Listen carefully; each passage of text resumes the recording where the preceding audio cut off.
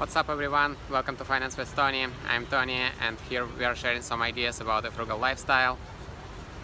I decided to start this channel with an observation of my city where I live now, and I'll give you the scope of what's going on in the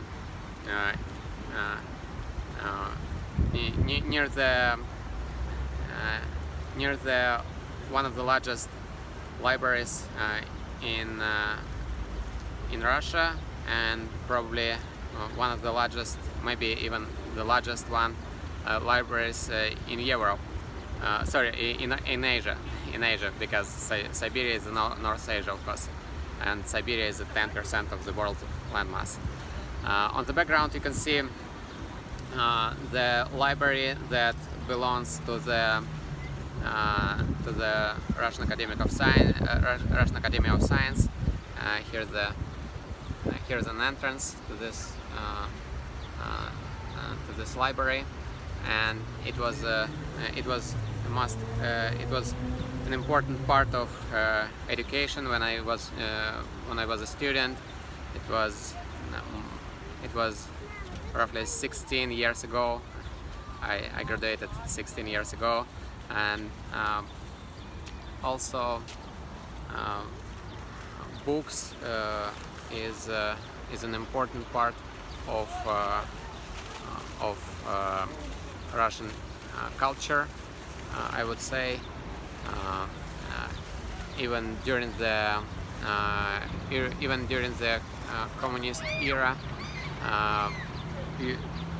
people were obliged to buy books to study in the school, to go to school, and also on top of that, books, some dissidents, any dissidents during the communist era. The dissidents wrote a lot of books, and we are all, including when I was a kid growing up, I read a lot about different subjects, and also speaking about this library, back to this library, it belongs to the Russian Academy of Science, and it contains more than 10 million books, and also speaking about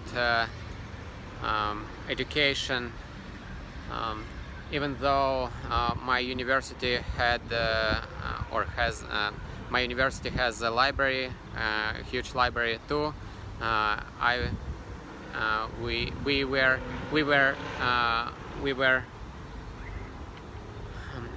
we were required to go to this library too sometimes, just to get this flavor of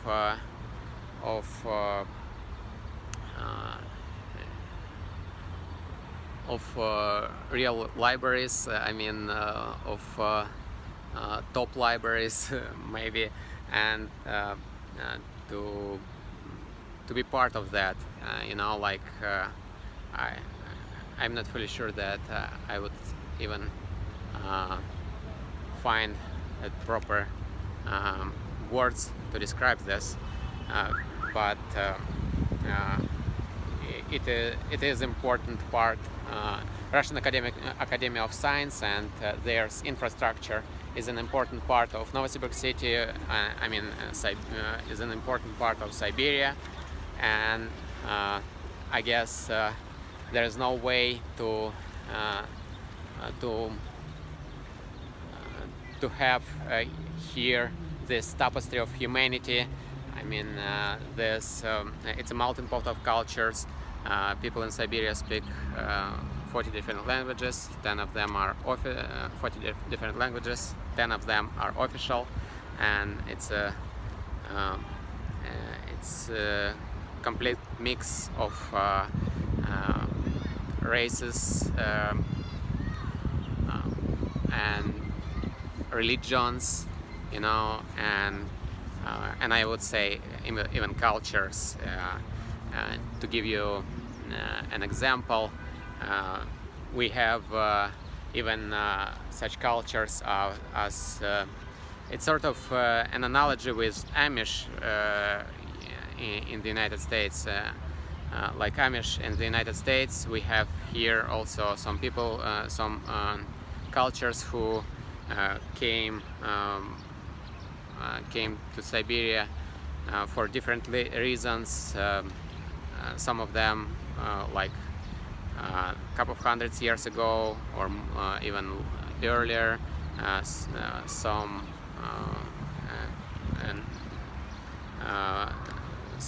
maybe during the Civil War in the early of 20th century.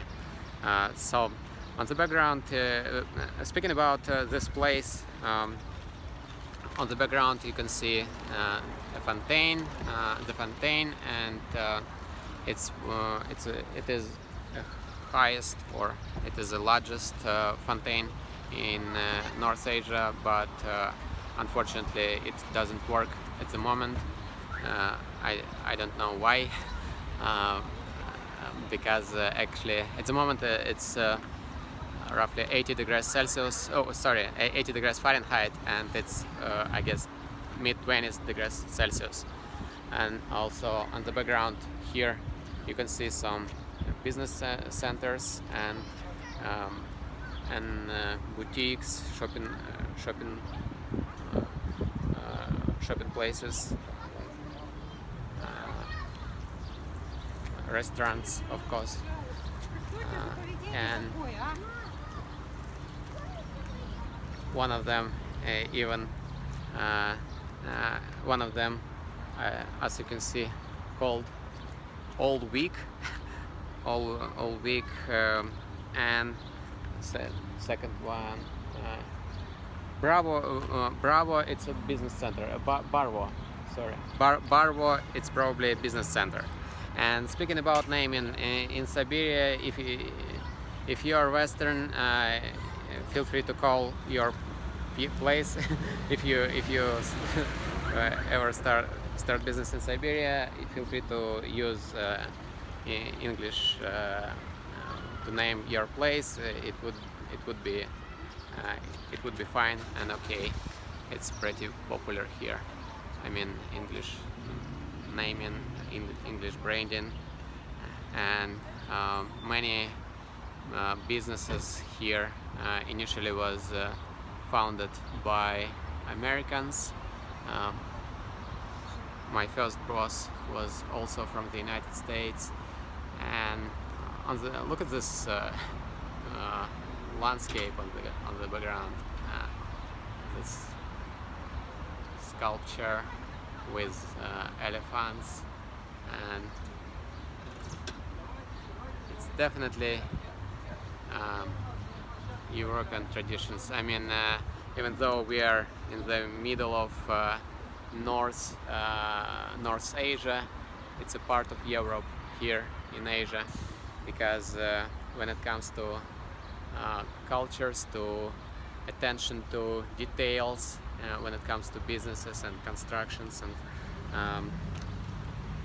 architecture. I wouldn't say, sorry, architect. I was misspoken probably. Generally speaking, Novosibirsk has I would say has really typical architecture style as the former Soviet Union metropolitan areas in Soviet Union, but overall it's sort of mixed, and for some people, probably Stalin's Empire could look could be interesting also as well. And also we have a lot of constructivism in the central avenues, and also as you can see, as a typical former Soviet metropolitan area, we have pretty spacious squares like pretty spacious outdoor territories. I mean, it's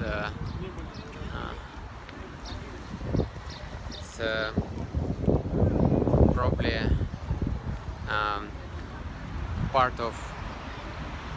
part of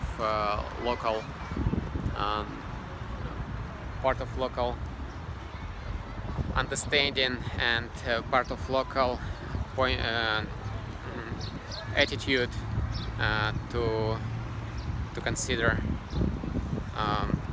this place as really spacious. It's the largest place in the world. Siberia is the largest place in the world when live people.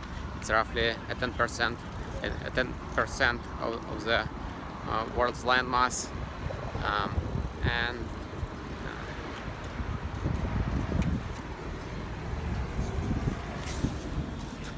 so here's a library, and